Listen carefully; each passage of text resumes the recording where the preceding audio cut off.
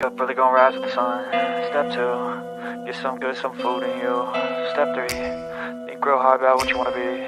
Step 4, everybody just do your thing. Wake up, today's gonna be a good day. Wake up, today's gonna be a good day. Wake up, today's gonna be a good day. Wake up, today's gonna be a good day. Wake up, today's gonna be a good day. Wake up, today's gonna be a good day. Wake up, today's gonna be a good day. Wake up, today's gonna be a good day. Yo, set your affirmations, aspirations. I got shit to do, the aftermath of preparation. Good food, good mood, blood in circulation. One step at a time, yeah, that's how you make it. Set a goal you control and the steps you take them. I try to pick one thought, have some concentration. And if I make a mistake, it's called education. I try to do this every day, call it replication. Wake up, today's gonna be a good day. Wake up, today's gonna be a good day. Wake up, today's gonna be a good day. Wake up, today's gonna be a good day. Wake up, today's gonna be a good day. Wake up, today's gonna be a good day. Wake up, today's gonna be a good day. Wake up, today's gonna be a good day. So life ain't easy, yo, I think there's a reason though. Ups and downs, just like every different season, yo. Sometimes I'm high, other times I'm barely breathing, though. I always gotta fight and hide from the demons, yo. Negative thoughts are poison, they rot. Head full of flies, so here come the clouds. They'll never stop unless I can swap all the bad for the good in my head when I'm lost. Yeah, so I'ma fake it till I make it. Positive thoughts are overtaken, I got patience. One day at a time is how you operate a cadence. A flow, you grow, you show yourself a foundation. Stay away from all the shit that causes temptation. I know that I like to do it cause of sensation. I live my life in my head like a narration. Don't expect greatness, do my best, man, I'll take it. Wake up, today's gonna be a good day. Wake up, today's gonna be a good day. Wake up, today's gonna be a good day. Wake up, today's gonna be a good day. Wake up, today's gonna be a good day. Wake up, today's gonna be a good day. Wake up, today's gonna be a good day. Wake up, today's gonna be a good day. Wake up, really gonna rise with the sun. Step 2, get some good, some food in you. Step 3, think real hard about what you wanna be. Step 4, everybody just do your thing. Hi, Bullhorn Betty. Thank you for my shirt. Welcome to the Bullhorn Betty Kids Club. Once the new evidence came to light, Sheriff Gaylor was adamant that we needed to inform our community as soon as possible. These were just a few words that the chief of police said at a press conference related to Rachel Morin, which went missing August 5th. However, she was found a day later, bludgeoned to death. Rachel Morin, mother of 5, often found comfort in being outdoors and working out. This was no different August 5th, around 6 p.m. when she went to the Maupassant Heritage Trail in Bel Air, Maryland. Nobody really knows what happened on that trail, but whatever it is, it was really horrible. A teenage girl found her body the next day during search efforts. The horrific scene only can be what is left to imagination. Her death has grabbed local, state, national, and international headlines. DNA was located at the scene of the crime. DNA evidence is part of nearly every modern-day investigation, and in Rachel's case, DNA evidence was collected by our Forensic Services Unit. This DNA evidence has come back as a match, tied to a home invasion and an assault of a young girl in Los Angeles this past March. This is the first time that we heard of an assailant associated with her case. Unfortunately, that suspect has not been positively identified, but he did leave behind his DNA. In the video we obtained from the Los Angeles Police Department to be the person that murdered Rachel Morin on August 5th. Rachel, mother of 5, died a brutal death. Can you help? And the tip line number is 410-836-7788.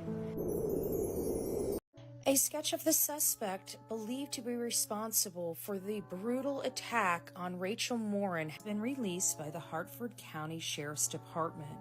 Please take a look and pass this around as you learn a little more about Rachel Morin. This DNA evidence has come back as a match. Unfortunately, that suspect has not been positively identified, but he did leave behind his DNA. Everyone with the same goal: find the killer and bring justice to Rachel.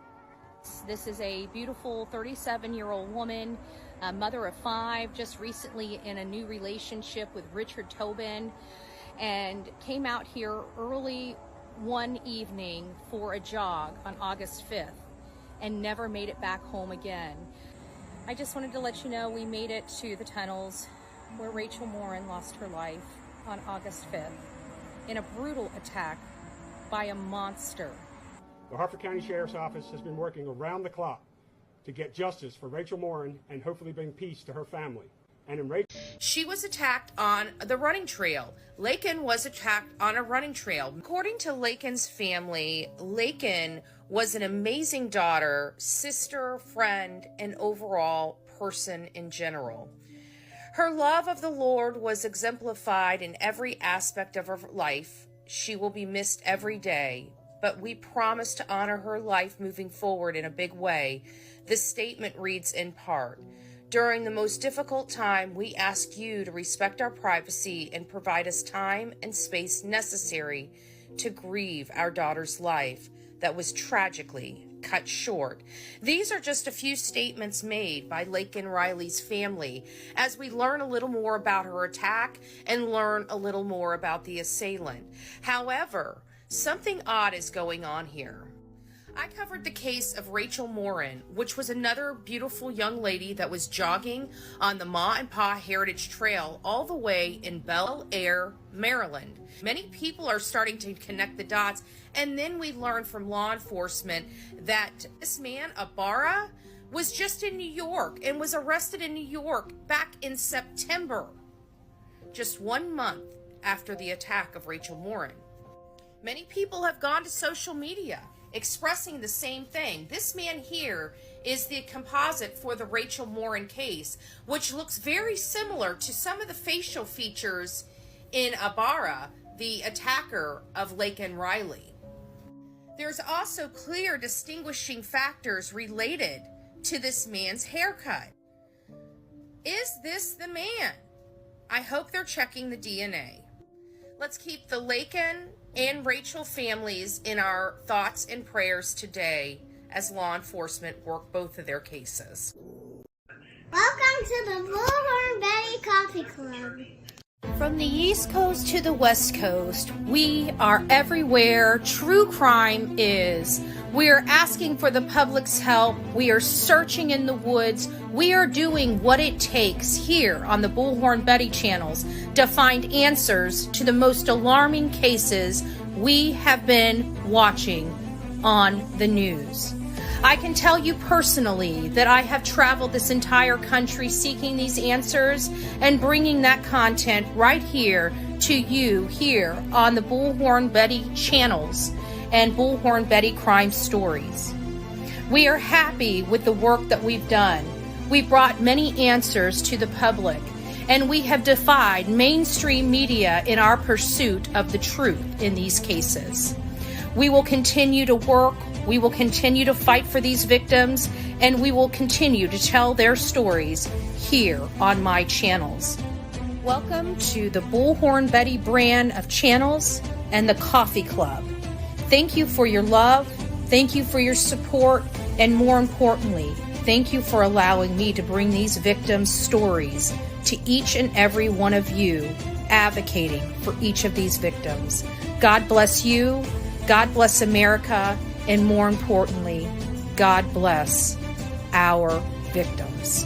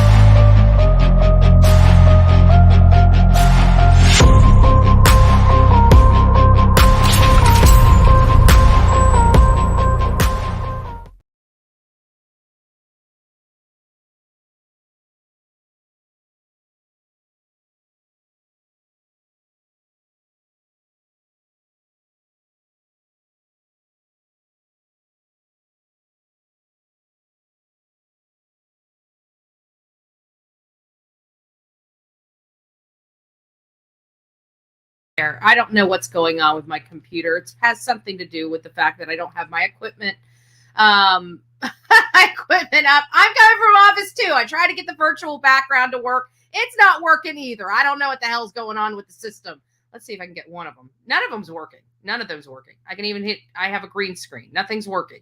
So it is what it is, this wonderful manic Monday, but it's nice to see everybody from YouTube and X. It's nice to see you. Nice to see you. Good morning. So we have a lot to go over this beautiful morning.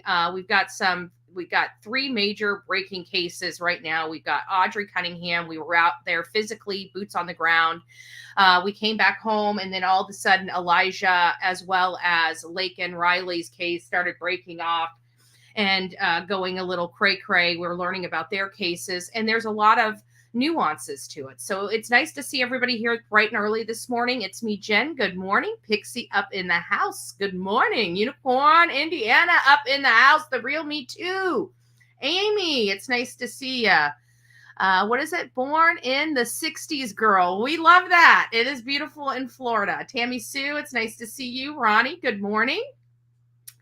Who else do we have? We have Angela up in the house, our beautiful Sonia. It's nice to see you. Don't forget, St. Patty's Day is coming up. If you want to get those nice little shirts or other St. Patty's Day items, reach out to Sonia. She has the best stuff, and she makes the best stuff, right?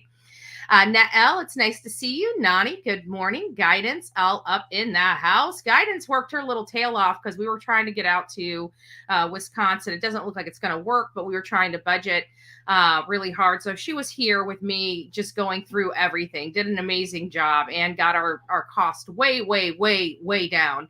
But still just an undoable trip, unfortunately. I really would like to go out there, learn a little more about this case, but I don't think right now is going to work for the channel because we just got back from a week in Texas, which, you know, I can do a trip a month. A trip a month is about what we can do on the budget we got currently. Victoria, it's nice to see you. Good morning. Good morning. Cynthia, it's nice to see you as well. Honey Dip is up in the house. Nice to see you. Crafty Chris, good morning. Gigi for life. It's nice to see you.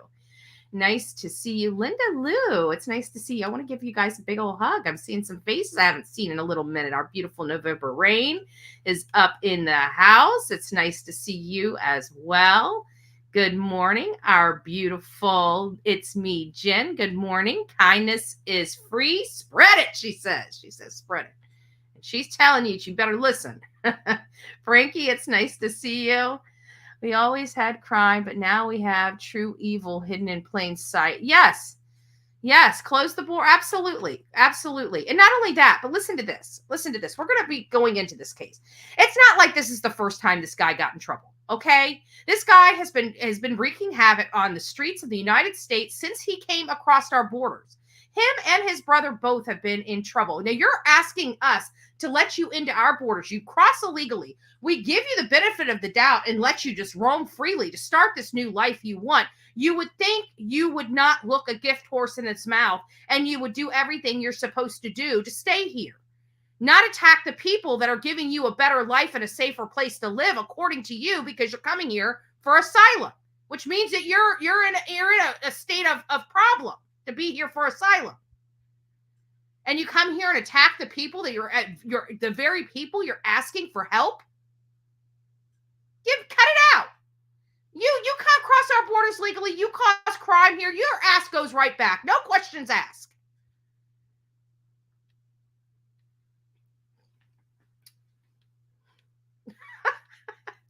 We'll leave it at that. It's nice to see you. It's nice to see you. Who else do we have up in the house? Dottie, it's nice to see you as well. Van Lady, our beautiful Van Lady is up in the house. Good morning. Good morning. Jesus loves me. It's nice to see you as well. We have a few things to go over. Kimmy, it's nice to see you. Good morning. Winter Girl, hey. Jacqueline coming from Boston. I wonder how cold it is. Spliff Queen, it's nice to see you. Good morning. Amanda, it's nice to see you. Nani, our beautiful member for 16 beautiful months. Thank you and God bless you for your love and support. JB's mama, Audrey, it's nice to see you. Bookworm is up in the house. Good morning, love. It's nice to see you as well. Lockwood is up in the house. Good morning, love. It's nice to see you. Katrina. Now we're getting down to our late waker uppers. Good morning. Good morning. So I was kind of hanging out, and then all of a sudden my neighbor usually always tells me when I have a package, and he was obviously not doing a great job this particular day, because usually I get the call, ring, ring, you got a package at your door. You're going to get your lazy ass up and go get it? Nah, I'm going to wait for you to bring it over to me. I'm just joking. I get up. But he didn't call me. So I went out to get the mail, and I just happened to look down, and there's a package right there by my front door. Didn't hear the doorbell, didn't hear anything. And I see it's from our beautiful, The Real Me Too. The Real Me Too wrote me a beautiful letter, gave me this beautiful card, right? This beautiful card, so sweet. Taking a special moment to think of you. Words from the Heart with a poem by Emily Matthews. Some people can't help but to bring warm thoughts to mind. They're known for the way they're caring and kind, for the positive outlook and laughter they share, for how others feel better whenever they're there. Special to know and spend time around too. They're the ones who are nice to remember, like you. Isn't that sweet? That's sweet. And she gave me a nice, beautiful handwritten letter.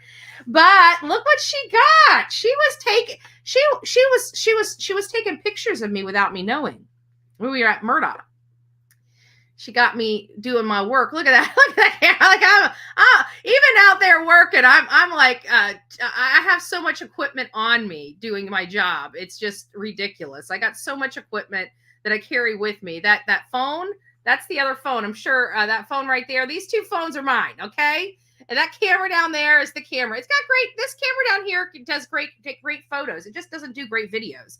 And we need a camera that does good videos. So we do have a camera that we've been crowdfunding for. I don't know how far away we are from our total, but I know as of last week, I think we were $650 away from our total for our new recording camera. And it's going to also double as a photo camera as well. And I'm getting a telescopic lens for it too. Look at that. Right there. We were all there. Me setting up. She even has me setting up. It's dark as hell out there. Can't see crap. Got to have all these lights on. Trying to get the equipment started. You guys have no clue. Okay? You guys don't know what it's like being behind the scenes. It's a lot of hard work. Okay? It's a lot of hard work. Creighton. Of course, me out there with the bullhorn, the original. This is back in my political days. We were out there protesting the original bullhorn. Some happy dudes that feel like they won the case yet that day. They were happy. They were happy. So we have some really good photos. I wish I could get these in. I'm probably going to look for frames or something like that. We have about $575 from being able to get BHB's camera. Nice. So if anybody would like to contribute to that, we've been raising money for about a year to get that camera. We're getting finally close to the the ending. That's me. Look at that. He did a great job for his victims. He really did. This is Eric Bland, just a great guy. I don't know much about him, but any attorney that stops what they're doing, because nobody understands the resources that have to be used when defending people, even victims, like he had to do. He had to use his secretaries, his paralegals. It cost him money. It cost him money to take on those victims, but he did it out of the goodness of his heart. He represented them well, and he represented them free of charge. And so God bless that man for that. That's what we like to see in our justice system, just people doing the right thing because it's the right thing to do. And that's exactly what Eric Bland did. And so he's got the respect of the Bullhorn Betty channel. So we just got a lot of shots.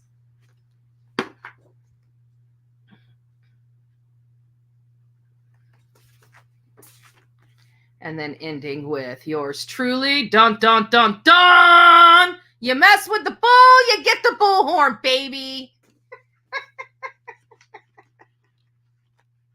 And you know what's so funny as we travel all over this country, we got some idiots that are like literally stuck in stupid. We can't fix stupid, right? Sometimes we try to guide, but you know what? That's why I give up, right? I don't even engage anymore, because what's the point? They're stupid. They're stuck in stupid. Most of them have mental illness that they're in denial about. And so I do things like inspire people, like, talk about it's okay to be you in your own skin. You guys have watched everything that I've went through here on this particular platform, YouTube, not all the other platforms, but here specifically YouTube.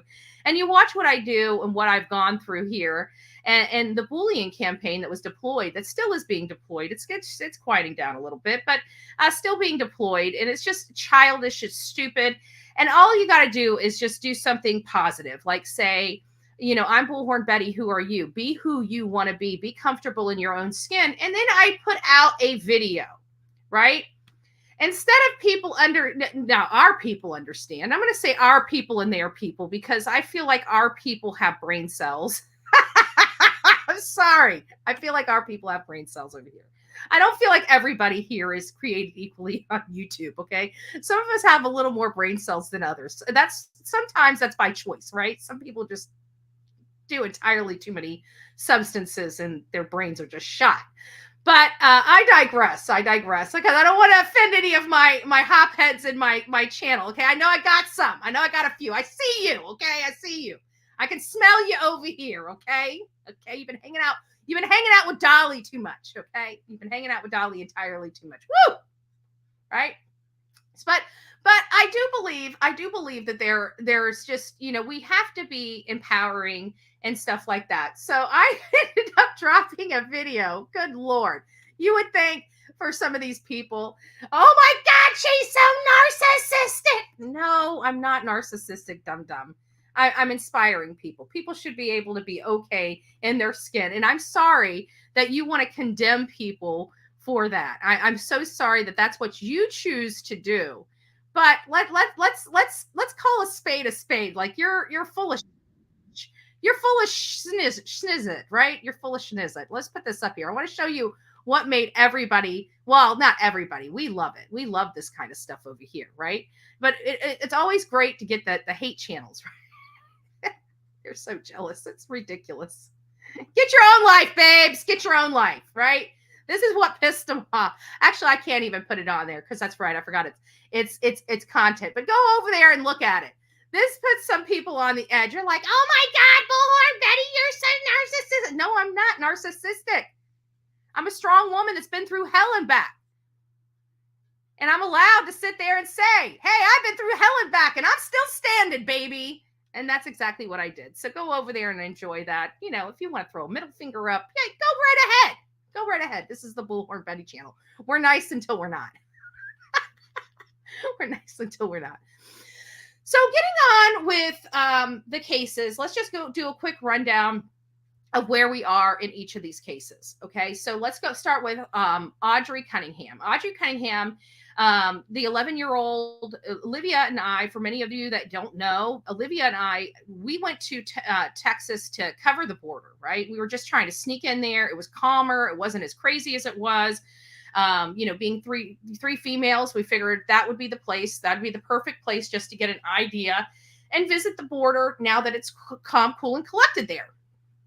Well, I got to say, Governor Abbott doesn't play. I mean, the streets are clean, okay? They cleaned up very quickly. They kicked the federal government out, and it was amazing how quickly they were able to clear up their streets and stabilize their community again. Because let's face it, these people that live in that community had to deal with all of this. Can you imagine having to open your freaking door every day and see hundreds of people lining up across all up and down every single one of your streets? That's basically what these families that were living here in Eagle Pass, Texas were having to do. And these are not this is not like a middle class. Like, we've seen people with Teslas, we've seen people with some really expensive cars, we've seen some houses, some really expensive houses. So you're not talking about a dead area that has no life to it being infiltrated like this. You're talking about people that come from some type of money as well. Having to deal with this. Does it matter whether you're poor or rich, whether you should have to deal with it or not? Of course not. I'm just saying that this is not a rundown area. This is not like a bad place. This is a good place that many people love to raise their children at until this. And we see that the product of this, we're discussing Laken Riley, which we're going to be discussing later down, which is a direct result of the trip that we made down to Texas to cover, right? We are covering the border. It's funny how all these things kind of connect themselves without being connected together. It's really weird. So we went down there, and as soon as we landed, we got the notification. There was a lot of Amber Alerts while we were there. The most I've been to Texas before. I have never heard the amount of Amber Alerts that I heard this trip. We had at least 5 or 6 Amber Alerts going off the entire trip for a 7-day trip. It was a little concerning, to say the least. Just on the Amber Alert issue alone, it was concerning. So we went down there. We realized that this little girl was missing. We decided to put some boots on the ground there. We drove 4 hours away. Hey, Turkey Man, it's nice to see you, my love. So we drove, 4 hours or so away to go cover her case. And we still had to get on with our trip. So we decided to take some time to go over to Uvalde and to the border. And while we were in transit, we ended up leaving. I can't remember when we left. I think it was like 11 o'clock that morning. We went out to the scene, checked it out, and then we got on the road. We just figured that it was going to be a few days before anything really happened. Let's go ahead and get our trip, the trip that we actually went out there for, out of the way. And so as we're going to Uvalde, we're starting to get all this stuff coming in. We were being trolled. I don't know if people knew we had left or what, but we started getting trolled really bad. The coroners were there and stuff like that. Now that we're kind of realizing hindsight's 2020, I do believe that there were some things going on in and around there, because we learned already from EquiSearch that they identified this area in this movement in the water a day or so before they actually, were able to find her and get her to the ground, where they could send her off and have her sent to the medical examiner and whatnot, which they had identified apparently there 24, 48 hours prior to that there was something going on. Now, could they have called the coroner out there to talk about? I don't know. I don't know if the coroner was called out there. I don't know. We realized very quickly that we were most likely being trolled. And so after we just went ahead and did what we needed to do, we went out there for the day, got the Uvalde stuff, went to the border, got our border stuff, and then we immediately headed back to Livingston, Texas, because let's face it, when we're on the ground, we get very little wrong. People were telling us that we were spreading misinformation when we started talking about the backpack and the shoe that was found. We found that to be correct. There were items of hers that were washing up. We also had a binder, a little booklet that said "Send help." We didn't bring that to the public, but we couldn't corroborate it. And then we find a photo of law enforcement literally looking over that very book. So now we're starting to feel like that statement where it said "Send help" in a kid's handwriting in a spiral little mini notebook. It appears that very well may have been accurate, true, and correct, that somebody did see that and she did write that. We'll learn more about that as this trial progresses. But I think what really upsets me the most is the constant, instead of just accepting what it is, accepting that they put their granddaughter and their daughter in danger, and have done this in the past. This is not the first time that they put her in danger. We're hearing about this Henry guy that was living there that also has these types of charges in his past, that was also around this young girl. This family doesn't care. They sit there and try to find excuses. I'm sorry.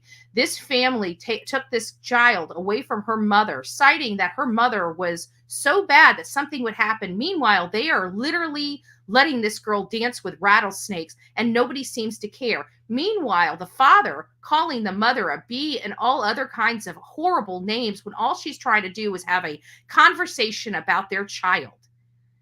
It's disgusting and deplorable. And I'm not going to sit here and let people condemn the mom. Everybody has a judgment thing to say, right? She was on, what are you going to say? I was on drugs once upon a time. Am I never allowed to get my life together? Am I never allowed to move forward with my life? Just because she was on drugs, it sounds like she was doing everything she could to be part of her daughter's life. A lot of people don't realize how much it costs to go fight for your child when your child's been taken from you. It costs thousands and thousands and thousands of dollars. We're not talking about, hey, you just go to the nearest corner store and pick up yourself an attorney. These things, people obviously that are saying these things have never lived through these things. Therefore, how is your opinion really the opinion that everybody should deal with or even entertain? The mother was fighting for her daughter. The mother wanted to spend time, wanted to have a life and have a connection with her own daughter. It was clear. And she never got that opportunity because of the father and the family putting these heathens next to their granddaughter until she was no longer. They played with this game more than one time. So what is their excuse about Henry? How many more animals did they put around there? You have a child in the house. Okay? This bleeding heart, how you help. It seems funny that you only help the swinger type of criminals that come out of prison, not the ones that really want to help their life and get a head start or get a hand out or hand up. It seems to me that there's a little sexual issue behind the people that stay on that property. Oh, what? You don't want to talk about that? Trust me, I'm not the one that's going to be here with the bleeding heart, babe. You guys can come here and say social media is mean to you all day long. And guess what? Bullhorn Betty don't give a shit. You put a child in danger and that child's dead. And you want to blame the mom? Give me a fucking break. Give me a break. What the hell did the mom do except want to have a life with her daughter that the father clearly refused to have? Oh, she needs to get her shit together? Dude, have you looked at yourself? You're living at home with mommy. Why don't you get your fucking shit together? Excuse my language, folks. I get very irritated.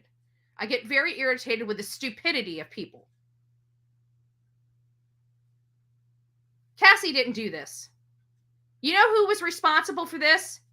Daddy and Grandma. We blame the people responsible. Who actually did the act? Oh, it was Steven.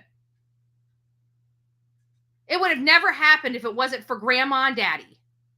Period. Keep having those horrible people around your children and see what happens.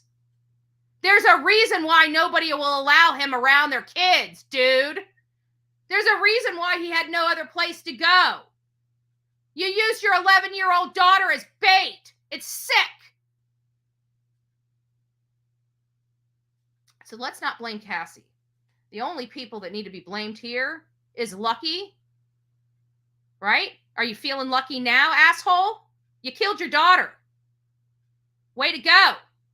Oh, I thought you said Cassie was going to hurt her. I thought Cassie was the one that was going to put her life in danger. Oh, no. You just wanted to look over here so you're not looking over here? I want to know what kind of stuff was going on in the house because I'm starting to hear a lot of disgusting shit. Not with the kids, but with the adults. Not with the kids, but with the adults. Oh, yeah.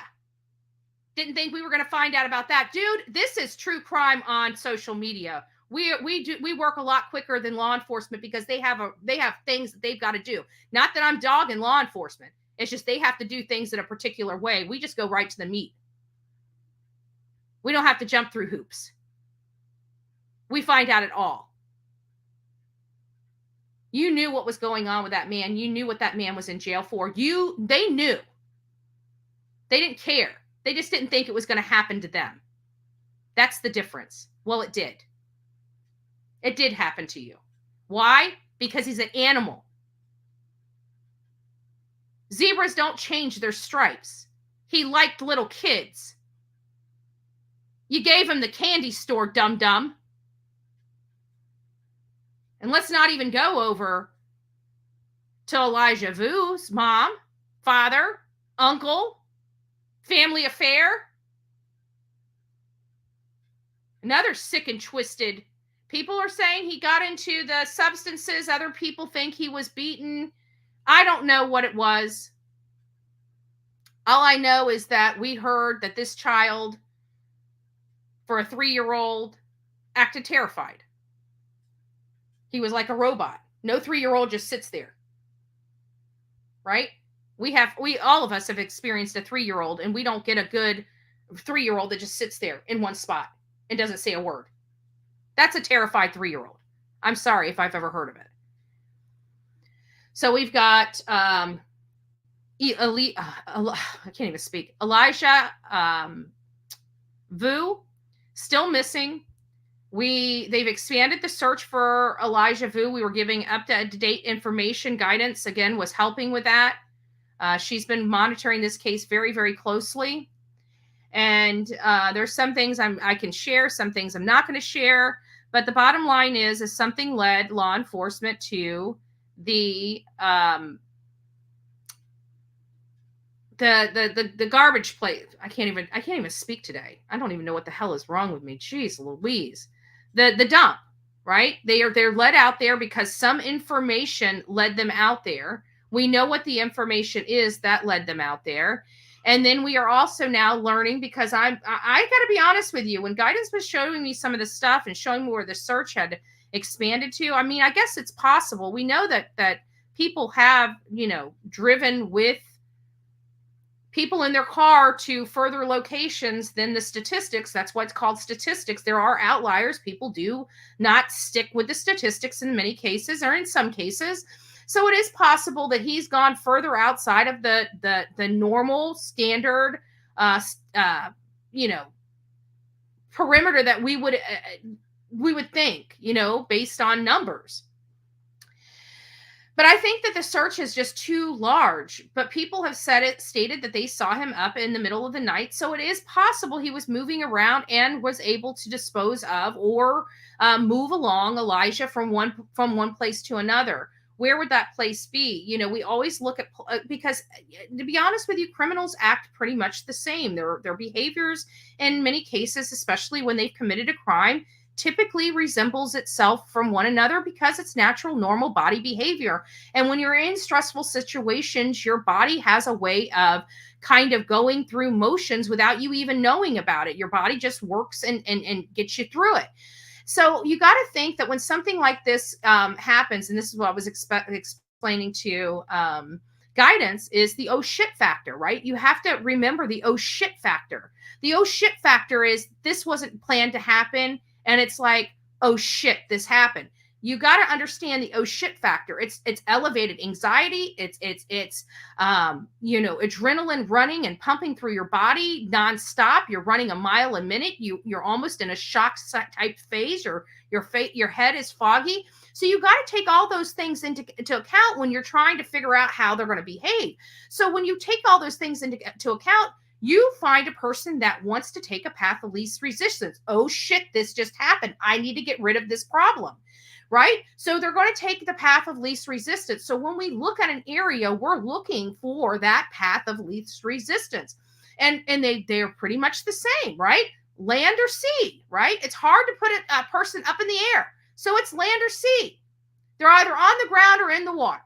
That's the way I look at it. And so we look at all of those factors. There's, there is heavy, it appears that there's some type of, trees and shrubberies and everything like that. That's right behind the apartments where Jesse Vang lived.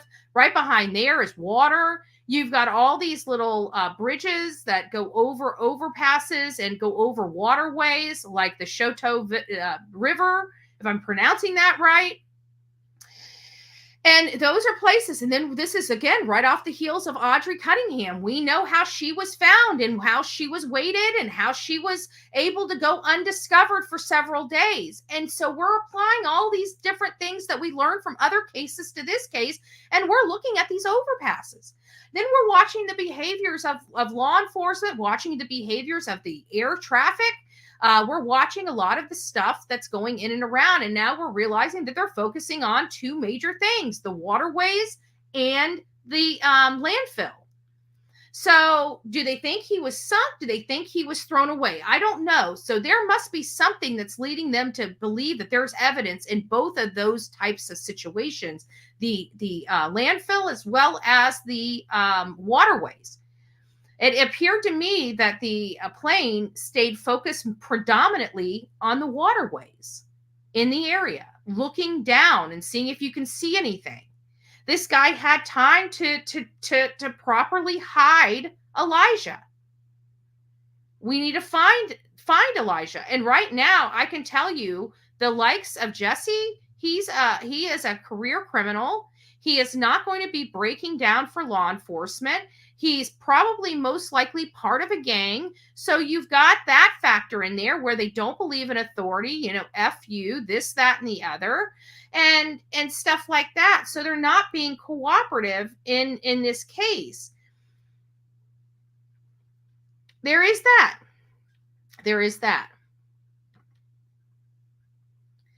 And then now we go over. So that was all the cases that we have. Those were the two children cases. A lot of pain here. We feel it. I think the normal audience feels the emotions that come from this. I can tell you, I'm not like a mainstream media in the sense that I have a heart. This stuff bothers me, and I don't mind showing it on my channel. I am so sick and tired of mainstream media. You have to be so perfect. This is not a perfect world. I'm so sick of people painting it as if it is, or, downplaying certain things. I like people seeing my emotion. When something upsets me, when I cover a case that hits me, I want people to know that it hits me. I don't want to be a talking, stiffing head piece that just moves my mouth, because this is reality. And anybody that can tell a story and not be emotional with some of these stories, it makes me wonder if they're human. It's just the way I work. And these cases are bothersome. We've got an 11-year-old followed by a 3-year-old. It's just all in 1 week. And then we have a university student because of our borders. And it's like we've all been screaming about these borders for years. I mean, how many more people are going to have to lose their life? I mean, we're losing people from the substances coming across that border by the hundreds of thousands. That's not enough to make Americans wake up. They're like, oh, they're just drug addicts. Well, what made them the drug addicts? Because all of this stuff is being put in every single thing, even low-level stuff like green. They're doing something to the people here. The government's saying, oh, it's okay to do green. Meanwhile, across the border, they're putting substances that shouldn't be in there. Next thing you know, you got an addiction to something because you're smoking. It's sick. It's sick what they're doing. And it's so manipulative because they're acting like it's not happening, and they're trying to convince you it's not happening. It is. They're killing Americans while they're flooding across our border, and everybody's just looking the other way. I've never seen such craziness in my life. But Laken right now, Laken Riley, is a victim of these policies. And not just these policies, these policies where you don't throw criminals in jail. Because this man, since he's crossed our border illegally, has been in trouble several times with law enforcement, but he's out walking the streets. Explain that to me. And then we look at Rachel Morin, because let's face it, everybody is talking about Laken Riley. Everybody. Everybody's talking about Laken Riley. Everybody. And everybody is comparing how Laken's attacker has a lot of similarities. Nose, face, eyes. A lot of similarities to Rachel Morin's case. And at first, I was thinking, no, this is too easy. No. But yeah, it's possible, because yesterday I was on the no. Everybody's just, I mean, I'm glad they're looking at it. I'm glad they're comparing. I'm glad they're taking the time to do this kind of stuff. I am. I think that's amazing.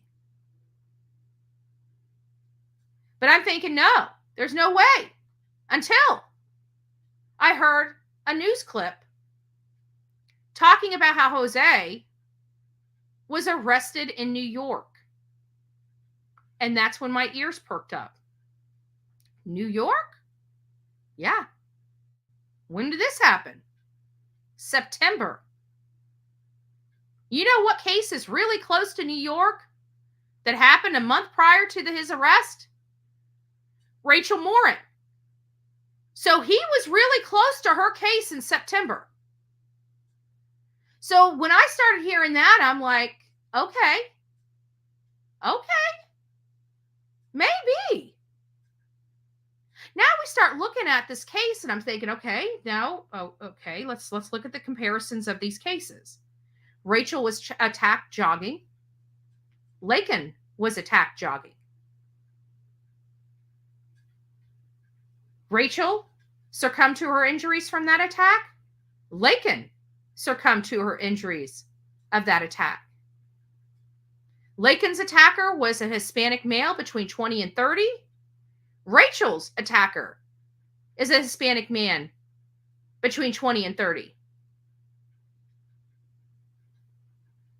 Has very specific features.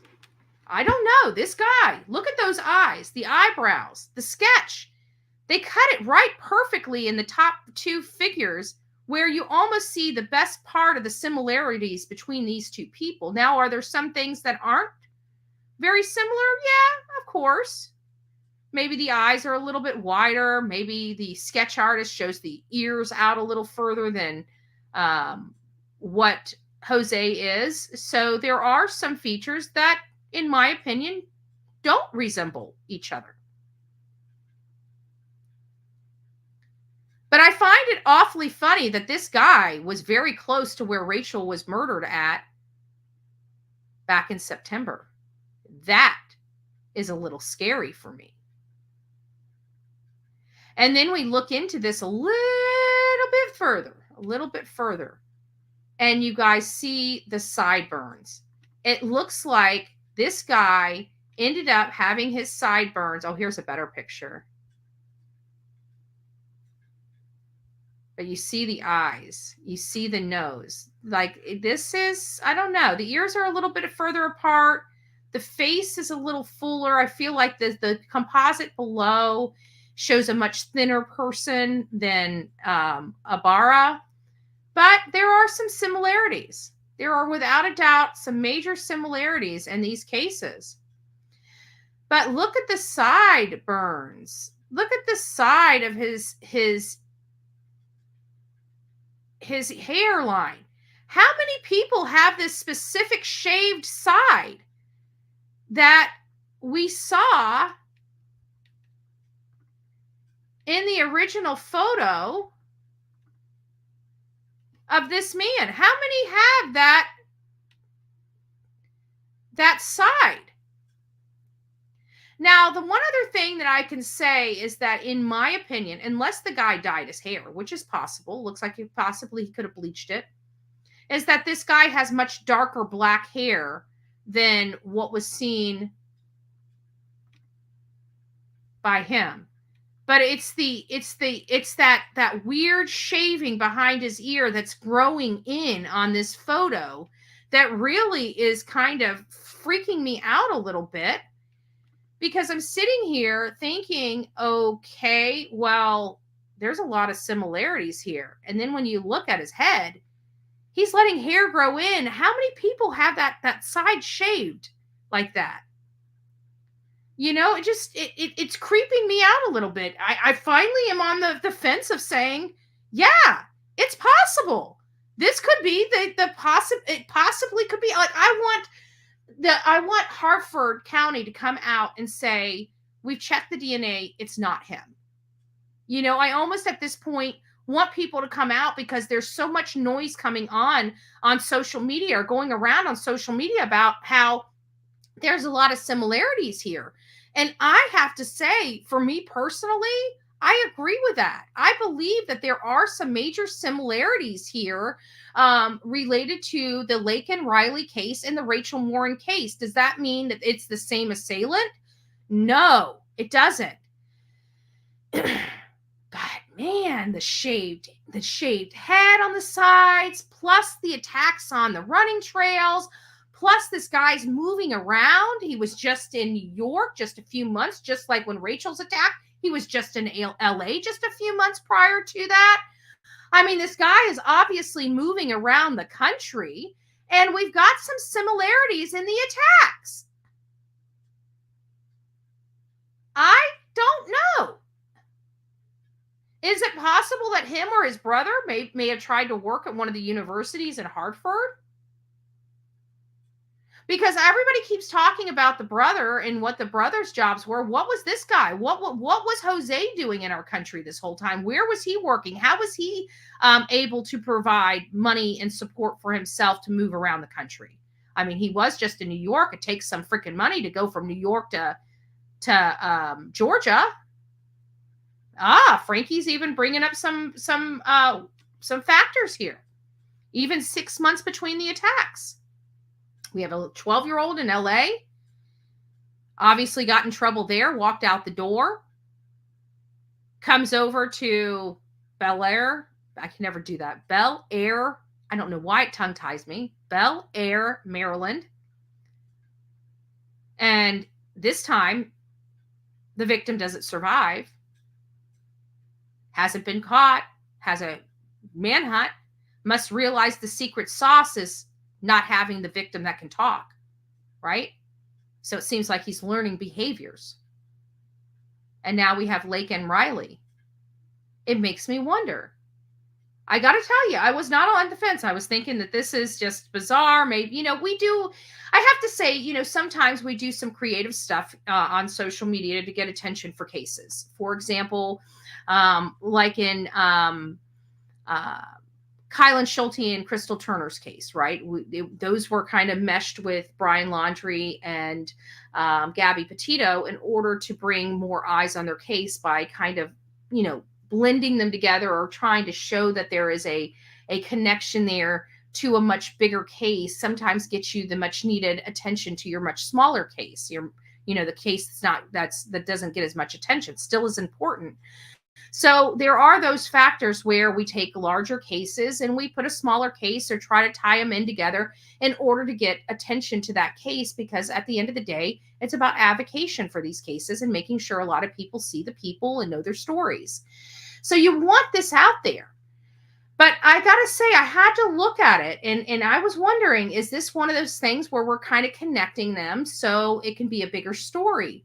And I have to say, I'm not getting that vibe here. Like, I'm getting the vibe of, because I'm starting to feel it. Like, there's a real possibility this attacker could be Rachel Morin's attacker. I just like somebody from the government officials, some kind of law enforcement agency, just to close our worry box and say, hey, we're going to test the DNA against Rachel's case, right? That's really, I think, what everybody here wants to confirm is that this guy, there's a lot of similarities between these cases. We just want to make sure that nothing's getting dropped here, that, Hartford County realizes that this case here in Georgia exists and vice versa. So you guys can be sharing information to confirm that this guy's not the one that attacked Rachel Morin, because we've been on a hunt for a 20, 30-year-old Hispanic male that likes to attack women on jogging trails. And you just so happen to have one of those types of guys in your custody, Georgia. So, I'm sorry. It does make sense.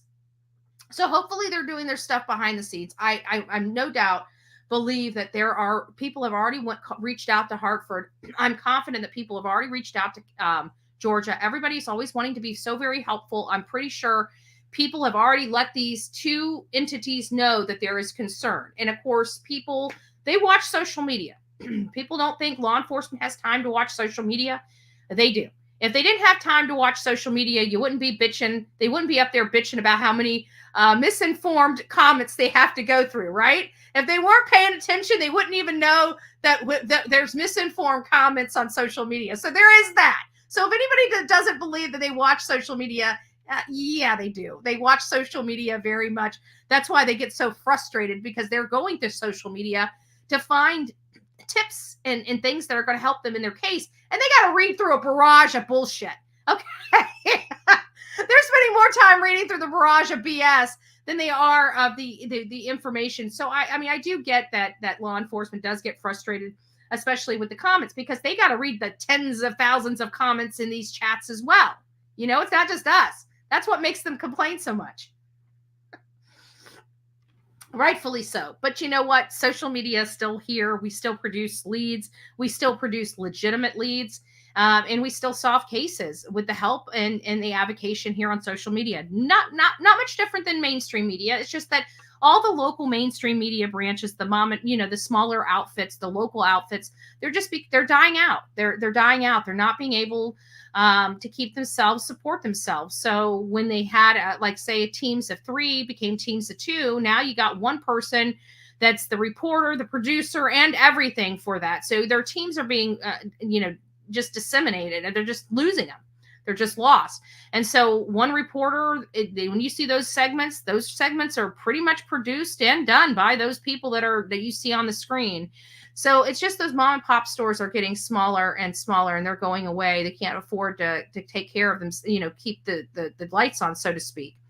And a lot of stuff is being dominated by social media. So a lot of the bigger mainstream medias, like the CNNs, the Fox Newses, the main parent companies, they got a good placing on social media. So they're not going anywhere. Mainstream media is the main mainstream media is not going to go anywhere. They're going to be here regardless. They're almost too big to fail.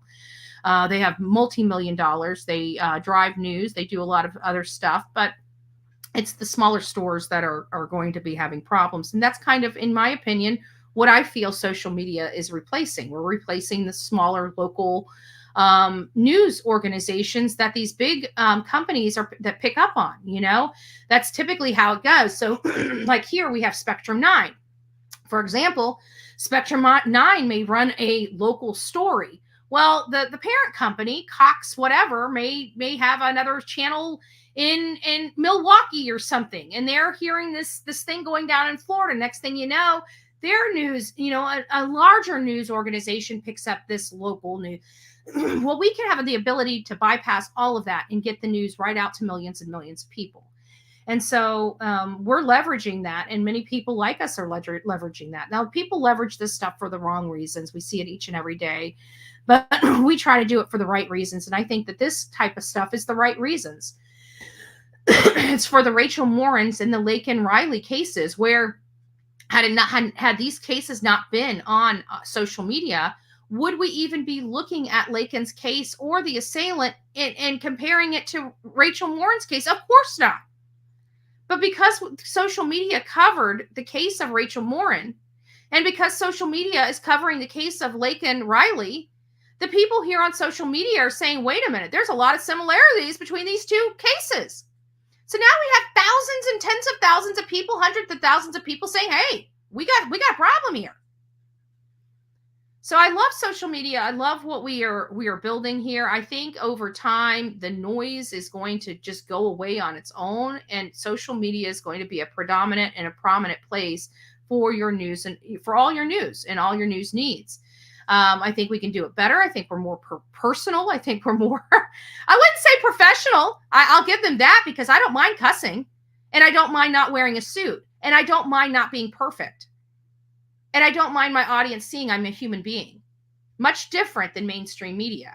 We bring the reality back in the news, in my opinion. I really do believe that. Do I love my counterparts in mainstream media? Of course I do. We couldn't live without them. I don't know what I would do without a Vinnie Politan or a Brian Enton.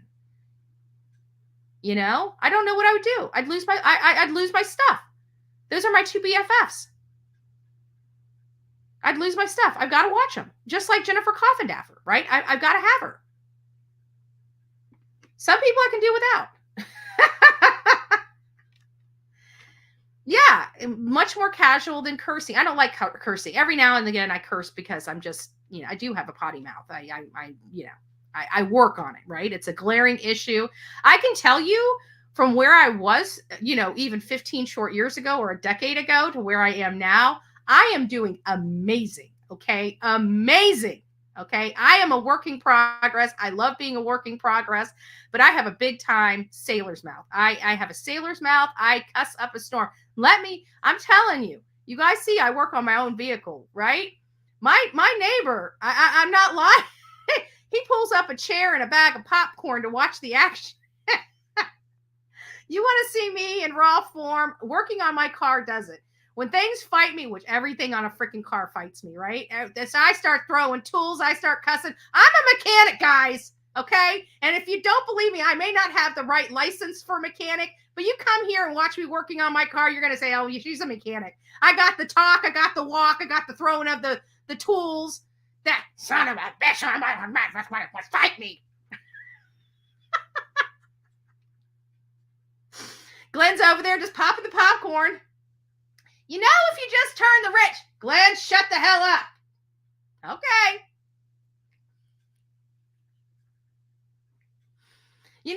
Glenn, shut the hell up. Okay. Like the time I pulled up. I love Glenn. He's great. He's great. But I pulled up to the house. I was going around trying to take pictures of what was it, Ian? And I pull up, and you could literally see the shingles. Shingles is coming right off. I mean, this rolls off the roof.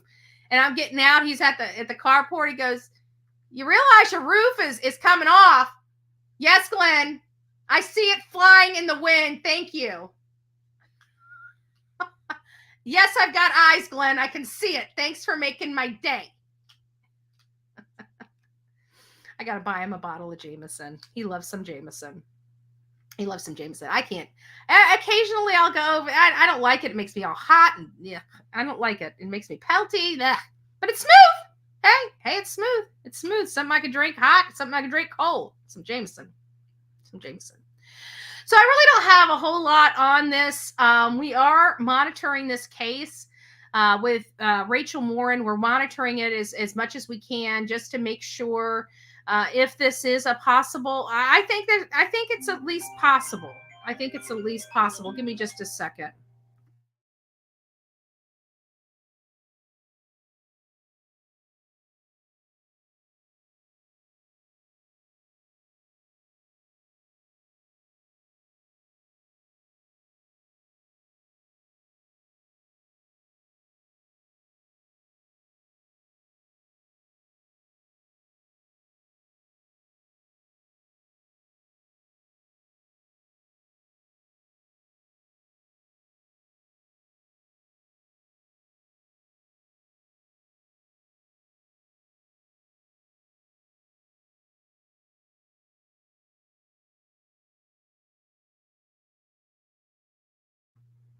Sorry about that.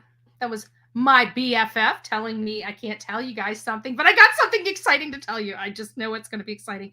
Tomorrow, you guys are going to have, you're not going to believe it. You're not going to believe this. You're not going to believe it. I just keep my mouth shut just a little bit longer. If I can just make it until tomorrow. So that's why I'm cutting the live short today. Actually, you know what? Does anybody want to come up here and talk about well, it's not really exciting news. It's kind of shitty news that has a great turnout. The silver lining and all of it. Anyways, does anybody want me to turn the phones on and talk about any of the cases that we were discussing? Because I'll turn them on for just a little bit, but pretty much this is like the end of my show. I really don't have a whole lot to say.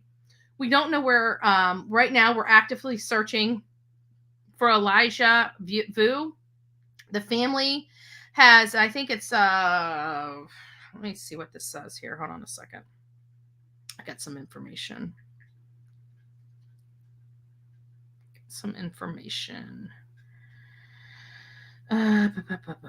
So it looks like for the Vu family, their Berserkers is a bar on 19th Street in Two Rivers.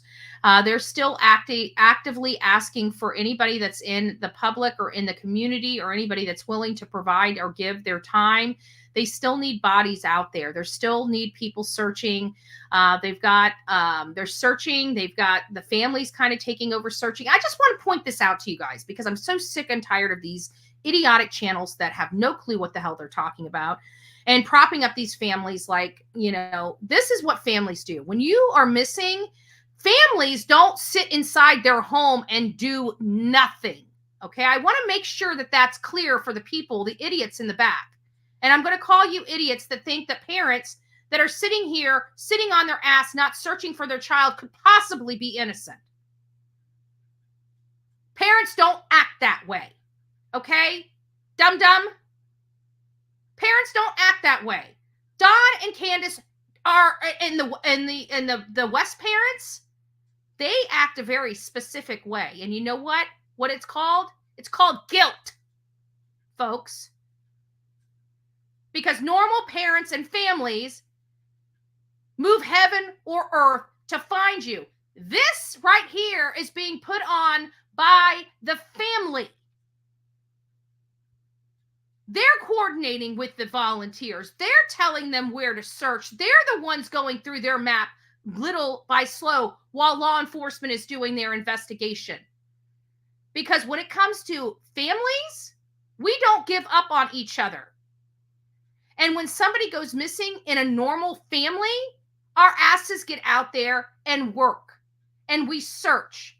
And we don't take no for an answer and let an officer tell us to back off. Yeah, okay, good luck. Work around us, bud. That's how normal families are. This family is showing you what normal families do. Every time we have a situation like this and the families get their search parties together, we have at least a little clearer image of what those families are like. And we can see the love that they have for their missing family member, unlike the Wells. Can you please hover Hannah Rachel? Her killer is still on the loose despite his mom finding. Ellie won't give mom his name still. My word. I'll have to look at that. I'm not going to look at that here. And I'm having some allergy issues as well. Freaking. Nothing's easy this time of the year for me. Yeah, send me an email at bullhornbetty@gmail.com and I will. The news isn't even covered anymore. Her mother, child. Well, I'll look into it. I can tell you our list is getting long. We try to cover what we can cover, but maybe just sending out some record requests behind the scenes. But we definitely will advocate for if I can just get some new information. They need laws preventing alienation. A parent would rather hate the parent than do what's right for the child. Yeah. And I feel like that's what was going on in this young girl, Audrey Cunningham, because you can see the disdain. Like nothing that mother could do would make that father happy, right? I mean, there was just nothing she could do. He would never have been happy or satisfied with anything. Why? Because he's probably getting government assistance to have that child. He's able to do whatever the hell he wants. Clearly, he was, they were doing some. I don't know. I can only in my mind figure out why that disgusting guy was on their property and the kinds of texts I seen him send out to other people. There's no doubt that these people knew exactly who he was. They knew he had been in jail. They knew who he was. They knew him. They knew him before he stayed there. They knew he was just getting out of jail. They risked their granddaughter. They risked their daughter to help a friend. They took on that responsibility and it bit them. But don't sit here and pass the buck and say you looked into. If you took the time to look into the RSO, you would have taken the time to look into his background. And his background, I'm sorry, is enough to make the hair on the back of your neck stand up. So don't give me this, oh, he wasn't on the registry. Cut it out. You knew this man. He was your friend. You're probably the ones that picked his ass up from the frickin' jail. Cut it out. You know why everybody's picking on the father's side of the family? Because we're sick of their GD excuses. That's why. We're sick of them. You made a mistake and you're trying to blame everybody else. Oh, it's social media being mean to you. You put this young girl's life in danger and her life is gone. Do you think social media really gives a damn about your feelings? We don't. Believe that. We don't. When you do stupid shit that injures a child, trust me, your feelings and emotional state, not my concern. Bullhorn Betty's mean. You damn right. You damn right I am. I call a spade a spade. They put this child in danger, and guess what? This child just got fished out of the Trinity River. Way to go, Dad. Talk about protecting your daughter. Does that hurt? Hopefully it does. Maybe you need to go tell your friends why you don't hang out with criminals when you are raising a family. Maybe start spreading that message around. There, Daddy-O. Lucky? How lucky are you today? How lucky are you today? Yeah, you're not going to get the sympathy of Bullhorn Betty, but you know what I will do? I will make sure that you do not get to disrespect Cassie's name anymore. That I can do. Because there's no way in hell I'm going to sit here on my channel and allow somebody to sit there and say, poor me, poor me, poor me. Meanwhile, pointing the finger and saying she was a horrible parent. Really? Because she's not the one that got your daughter killed. You did. Pretty strong language, huh? Maybe you should have thought about that before you sat there and ran Cassie's name, the mother that never even got to hold her daughter before she left this earth. Run her name through the mud. Yeah, keep doing that, buddy. It's worked for you so far. That grandmother?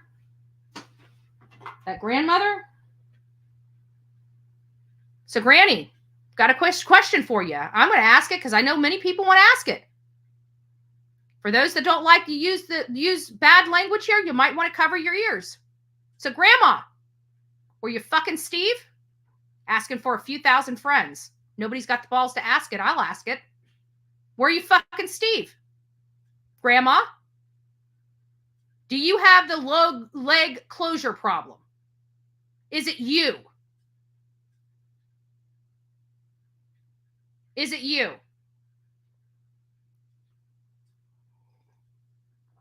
Yeah. Like I said, the difference between social media and mainstream media is social media doesn't give a damn. We ask the questions. I guarantee there's not one person in mainstream media that's going to ask that woman, were you fucking Steve? I will.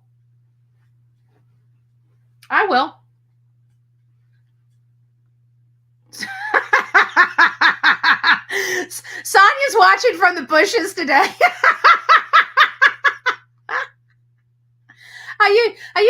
She hates the F word. She hates nasty language. She hates it. But you know what? Sometimes you just got to use it for effect. Sometimes it's nice just to get away with it every now and again, right? But in all reality, I am serious. That grandma looked a little too chummy next to that man. That woman knew. And she's probably the one that authored that pitiful statement of passing the buck and blaming somebody else. Cut it out. You know what? I say a lot of things about our government systems, and trust me, I'm not too pleased with the judge that handled his case. But you knew what those charges were. Really? He had to be put on the registry for you to keep your granddaughter away from him, you sick bitch? Okay. All right, Cupcake. That's going to cut it over here on the Bullhorn Betty channel. You're going to have to do better. Okay? You're going to have to do better. Lucky? You're going to have to do better. Maybe speak up for yourself instead of having mommy do it for you. I gave you your time to grieve. Now it's time to have to deal with the dose of reality you created for yourself and everybody else. Stupidity. When parenting becomes when parents are stupid, these are the results Is there somebody at my door? Give me a second. Let me see who's at my door. Somebody might be at my door.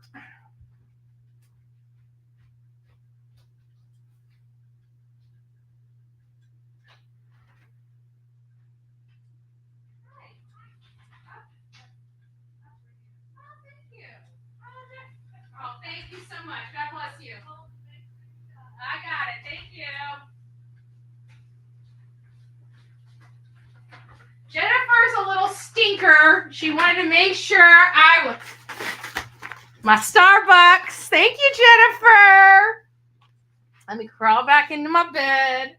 Thank you, Jennifer. Look. I'm like, is somebody knocking at my door? I'm glad they knock because I can't hear the doorbell. I can't hear the doorbell. Let's see what we got here. What do we got? Jeez Louise. Oh, you know what? I was lacking coffee this morning. Oh.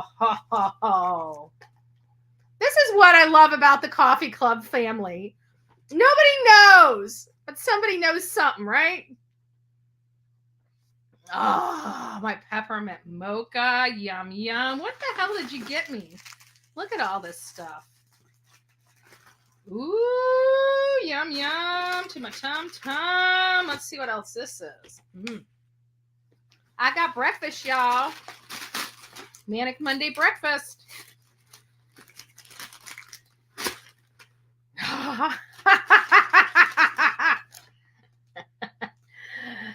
Should we eat it or should we save it? I don't know.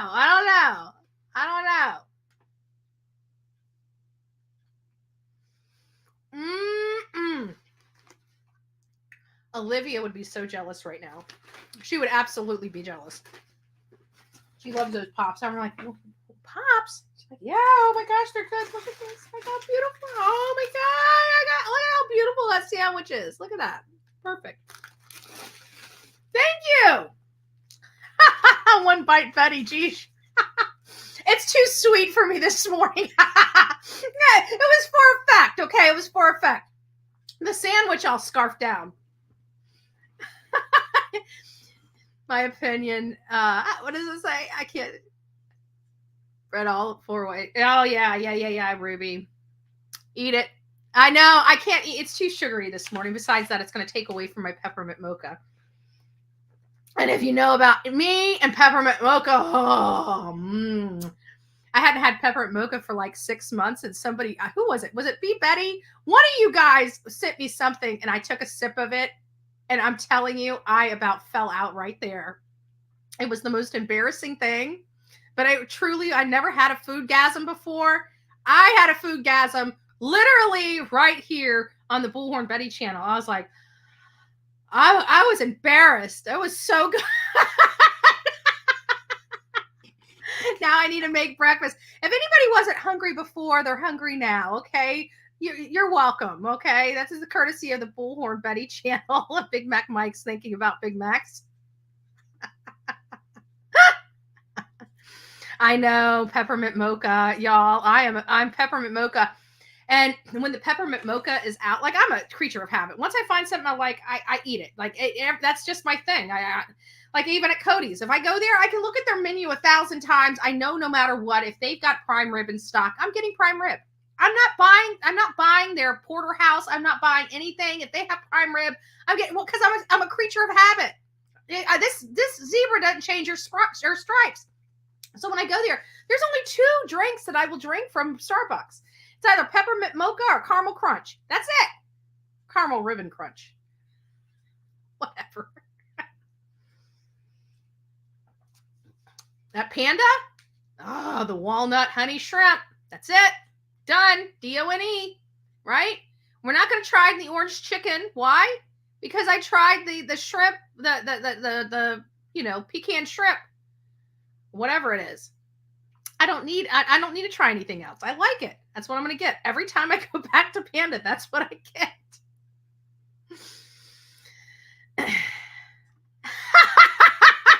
Don't forget, Starbucks. 10% is what Bullhorn Betty gets. Okay, 10%. 10%. Bullhorn Betty loves Starbucks. From my house to yours. No. I wonder, maybe we should come up with a Bullhorn Betty brand of coffee. being the coffee club that we are, right? Traveling the whole country.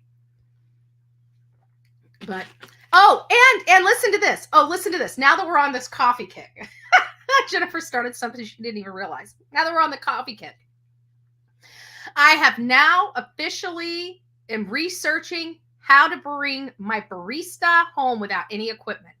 I've already got my froth. I don't even need a frothing machine. Listen to this. Do you know that you can take coffee and 15-to-1 is what makes espresso? I'm learning all this stuff. Why? Because I'm sick of spending $15 at the coffee store. So I like making this shit myself. Not only that, I know where the stuff comes from, right? So now I'm learning how to make espresso.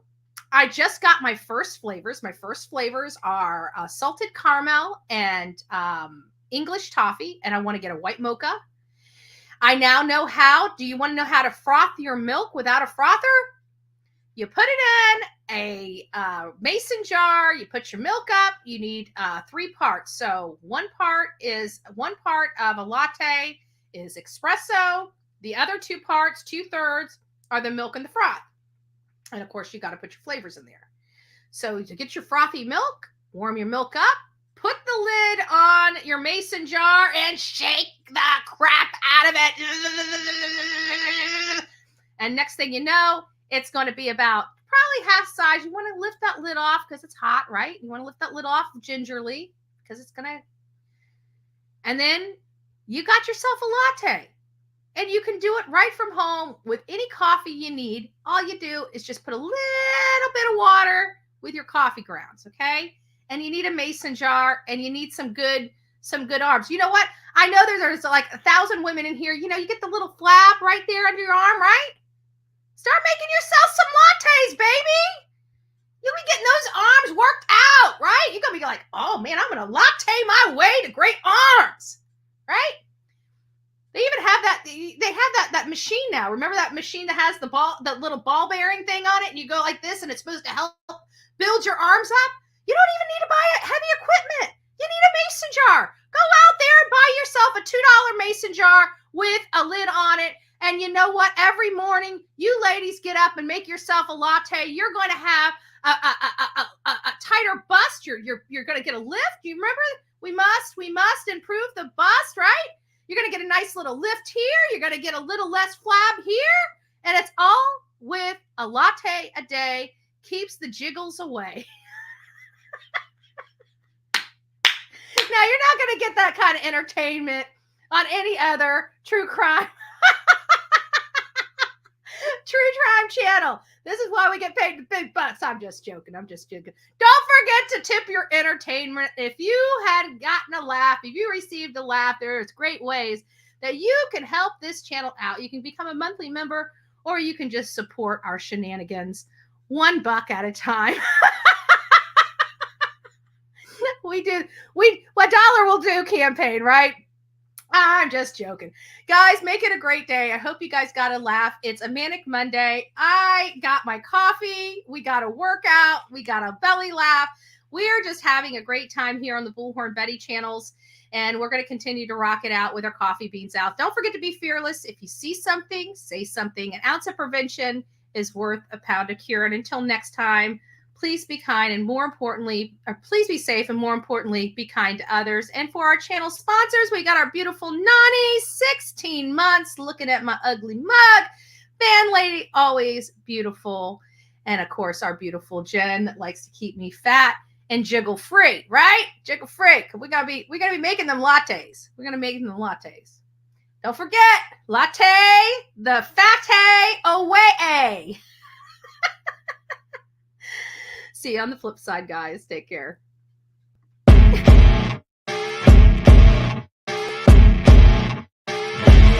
As you wake up in the morning, you want to find the latest, greatest information about criminal cases and have an intuitive conversation about the suspects associated with these cases. Head over to the Bullhorn Betty channel on YouTube.